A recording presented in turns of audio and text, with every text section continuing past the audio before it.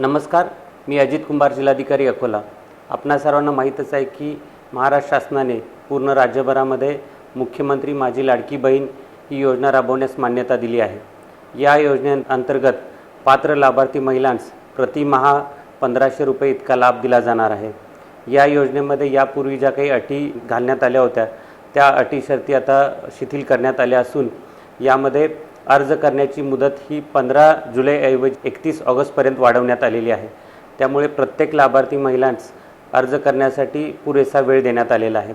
या योजनेसाठी पात्रतेच्या वयाचा जो निकष होता तो 21 वर्ष ते 60 वर्ष यापूर्वी होता, परंतु तो आता 21 वर्ष ते 65 वर्ष असा करण्यात आलेला आहे। अधिवास प्रमाणपत्राची जी अट होती यामध्ये शिथिलता आणण्यात असून अधिवास प्रमाणपत्राऐवजी जर लाभार्थी महिला यांच्याकडे 15 वर्षापूर्वीचे राशन कार्ड असेल, 15 वर्षापूर्वीचे मतदार ओळखपत्र अथवा जन्म दाखला अथवा शाळा सोडल्याचा दाखला यापैकी कोणतेही एक प्रमाणपत्र असेल तरी देखील त्यांना यासाठी पात्र समजण्यात येईल। 2.5 लाख उत्पन्नाची जी अट होती त्यामध्ये केशरी व पिवळा या राशन कार्ड धारकांसाठी ही अट शिथिल करण्यात आली असून त्यांना उत्पन्नाच्या प्रमाणपत्राची गरज भासणार नाही। कुटुंबातील एक अविवाहित महिला देखील यासाठी लाभार्थी म्हणून पात्र ठरली जाऊ शकते।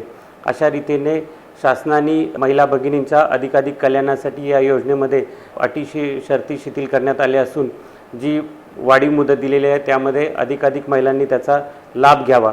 31 ऑगस्टपर्यंत अर्ज करणाऱ्या प्रत्येक पात्र लाभार्थ्यास या योजनेचा लाभ हा 1 जुलैपासूनच देण्यात येणार असल्याने कोणीही या योजनेसाठी अर्ज करण्यासाठी गर्दी करू नये। लवकरच अर्ज करण्यासाठी आपल्याला ॲपची देखील सुविधा दिली जाणार असून या ॲपच्या माध्यमातून आपण घर बसल्या देखील आपण या योजनेसाठी अर्ज करू शकता, आपले कागदपत्र अपलोड करू शकता।